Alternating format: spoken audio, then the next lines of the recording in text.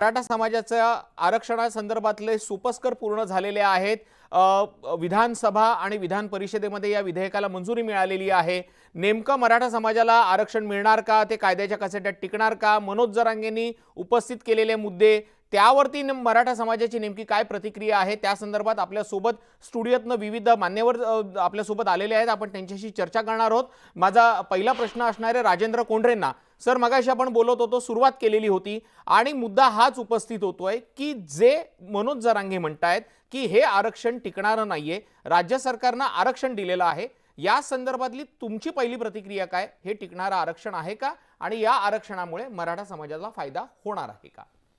मगाशी मनोज भाऊ जरांगे पाटलांची प्रेसमधली मुलाखत मला आपल्या स्टुडिओमध्ये बघायला मिळाली।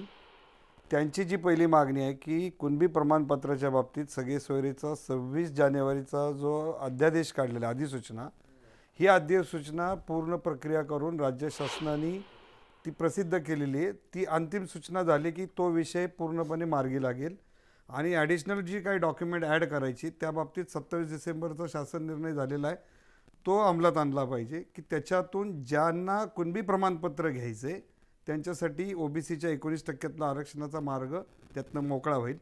ज्यांच्या कास्ट सर्टिफिकेटवर पहिल्यापासून मराठा आणि आज मराठा त्यांना मराठाच ठेवायचे, त्यांना ऑप्शन EWSचा असताना देखील अनेक लोकांनी मागणी केली की आम्हाला मराठ्यांना स्वतंत्र आरक्षण पाहिजे। त्याप्रमाणे राज्य सरकारने आज हे विधिमंडळात बिल आणून सर्व पक्षीयांच्या एकमताने हा निर्णय घेतलेला आहे आणि त्यातनं हे आता मराठा आरक्षण आज रोजीपासून लागू झालेलं आहे। अगदी मराठा समाजाला आरक्षण लागू झालेलं आहे, मात्र मराठा समाजाने पुन्हा एकदा म्हणजे किंबहुना मनोज जरांगेंनी मागणी केली आहे की आम्हाला सरसकट मराठ्यांचं आरक्षण नकोय, आम्हाला कुणब्यांचं आरक्षण पाहिजे, ओबीसी मधनं आरक्षण पाहिजे। आणि याच भूमिकेला पहिल्या दिवसापासून विरोध ज्यांनी दर्शवला होता ते राजन घाग देखील आता आपल्यासोबत आहेत। आपण त्यांना विचारणार आहोत, या सगळ्या नंतर आता मराठा समाजाला सरसकट आरक्षण मंजूर झालेलं आहे, पुन्हा एकदा मनोज जरांगे ही मागणी करतायत, मराठा समाज त्यांच्या सोबत आहे का? की आता जसं मुख्यमंत्र्यांनी त्यांना अपील केलं की आता तुम्ही आंदोलन करू नका, आमच्यावरती विश्वास ठेवा, आता तुमची भूमिका काय? सरसकट कुणब्यांमधनं किंवा ओबीसीतनं आरक्षण मिळाला पाहिजे की नको?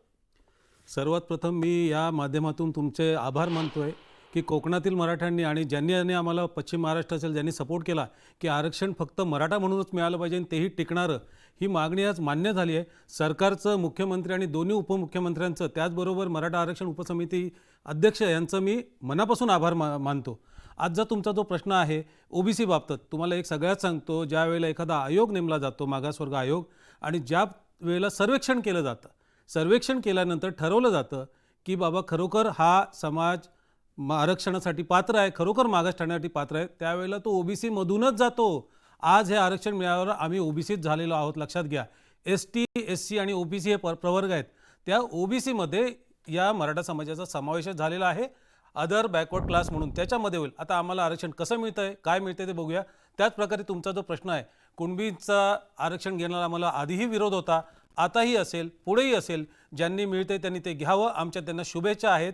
पण एक लक्षात ठेवावं की कायद्याने जे मूळ कुणबी होते, ज्यांचे पणजोबा आजोबा कुणबी होते आणि मूल किंवा वडिलांना ते कास्ट लावायला विसरले होते, त्यांच्याच नोंदणी मिळतात आणि तेच जात आहेत। मराठ्यांना कुणबी आरक्षण मिळणं शक्य नाही, कुठल्याही जातमधलं आरक्षण दिलं जात नाही। आम्ही खरोखर या गोष्टीचं स्वागत करतो, पण त्याच वेळेला आम्ही सावधही आहोत। आम्ही सावध याच्यासाठी आहोत की आज हे मिळालेलं आरक्षण जे आहे याच्यावर आम्ही चर्चा करून ते कसं टिकेल आणि टिकवलं जाईल याच्यासाठी सरकार काय प्रयत्न करत आहे हे आम्ही बघतोय। त्याच नंतर आम्ही सावध प्रक्रिया देऊन गुलाल आम्ही नक्कीच उधळू। अभिनंदन आम्ही सगळ्यांचंच करू। अगदी अभिनंदन आम्ही सगळ्यांचं करू, गुलाल आम्ही सगळ्या उधळू, मात्र सरकारचं नेमकं आरक्षण काय त्या मुद्द्यांचा अभ्यास करू। आपल्या सोबत दिलीप पाटील देखील आहेत। जसं मी मगाशी म्हणालेलो होतो की मराठा आरक्षणाची लढाई ते रस्त्यावरती सुद्धा लढले होते, न्यायालयात सुद्धा लढले होते। दिलीप पाटील, तुमची प्रतिक्रिया आज खूप महत्त्वाची आहे। ज्या पद्धतीनं मुद्देसूद टिकणारं आरक्षण पाहिजे होतं, ते टिकणारं आरक्षण राज्य सरकारने दिलंय का? जो विरोधकांनी आरोप केलाय की हे आरक्षण न्यायालयात टिकणार नाही, यावर तुमची प्रतिक्रिया काय? महत्त्वाचं एक आहे की प्रत्येक गोष्टीला, म्हणजे हेच आरक्षण असू दे, SCBC असू दे, किंवा जे कुणबी सर्टिफिकेट असू दे, किंवा तुमचं जे सगळे सोयरे असू दे, टिकणारं काहीच नाही असं म्हणतात। जर कोर्टात गेलं तर काय टिकणार आहे? टिकणारं काय आहे? तुमचं सगळे सोयऱ्याचा कायदा, हे मी माझ्या माहितीप्रमाणे सांगतो, जेवढं मला आकलन आहे त्या पद्धतीनं सांगतो, एक दिवस टिकणार नाही आहे. जर का तुम्ही ज्या ठिकाणी जाता त्या ठिकाणी जर का ओबीसीमध्ये तुम्ही गेला आणि जर का त्यांची लिमिट आहे 19% लिमिट आहे आणि ते 19% लिमिट असताना त्यावेळी तुम्ही जाताना तुम्हाला 3% आरक्षण मिळणार आहे.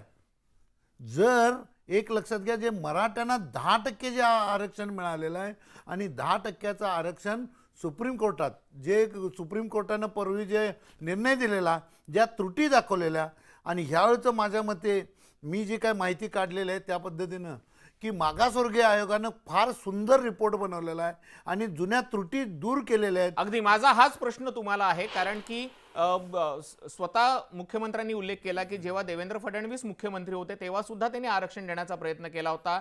हायकोर्टात ते टिकलं, सुप्रीम कोर्टात नाही टिकलं. आणि आता जी मागणी संभाजीराजे छत्रपतींनी केलेली होती की जर मराठा समाजाला आरक्षण द्यायचं असेल तर त्याआधी आयोग स्थापन करून आरक्षण द्यायला पाहिजे होतं. तो आयोग आता स्थापन झालेला आहे, आयोगाच्या सूचना आहेत आणि जसं तुम्ही सांगतायत की आयोगानं ज्या सूचना केलेल्या आहेत, जे मुद्दे मांडलेले आहेत ते खूप चांगले आहेत, म्हणूनच हे आरक्षण मिळालंय का? बरोबर आहे की ज्या काही त्रुटी दाखवल्या गेल्या, आयोगाने जे सजेशन केलं, कारण आमच्या चुका झाल्या, गेल्या वेळी ज्या चुका झाल्या मान्य हायकोर्टामध्ये आम्ही टिकवू शकलो, सुप्रीम कोर्टामध्ये टिकू शकलो नाही. कारण सुप्रीम कोर्टामध्ये ज्या काही त्रुटी राहिल्या किंवा ज्या सजेशन्स आल्या या संपूर्ण पूर्ण करून, आणि एक लक्षात घ्या की हे जे काही आयोगाने जे सर्वे केला आहे आत्तापर्यंतचा इतिहासातला सगळ्यात आधुनिक सर्वे म्हणता येईल आणि आत्तापर्यंतच्या इतिहासातला फार मोठा सर्वे घेतला आहे. सॅम्पल घेताना देखील फार मोठं सॅम्पल घेतलं आहे. तर मला वाटतं की हा एक परिपूर्ण आयोग असल्यामुळं आणि आत्ता राज्य सरकारला 105व्या घटना दुरुस्तीनुसार अधिकार देखील आहे. त्यामुळं इंदिरा साहनीचे जे काही लिमिट आहे ते देखील आपण कव्हर करतो, सुप्रीम कोर्टाने जे काही सजेशन दिलं ते देखील आपण कव्हर करतो. आणि हे सर्व जर बघितलं तर हे आरक्षण टिकेल वाटतंय. त्याचबरोबर मात्र आपल्याला मी हे सांगू इच्छितो की आता इथून पुढे आम्ही गाफील राहणार नाही. जे वकील असतील, जे पूर्वीचे वकील आहेत, जे सल्लागार असतील आणि जे काही सिनियर काउन्सिल असतील, हे देखील आम्ही स्वतः ऑब्झर्व करू. अगदी खरं, म्हणजे कारण की चांगल्या आता पद्धतीने आरक्षण मिळालंय, मात्र महत्वाची तांत्रिक आणि न्यायिक लढाई जर उपस्थित झाली तर ती लढावी लागणार आहे.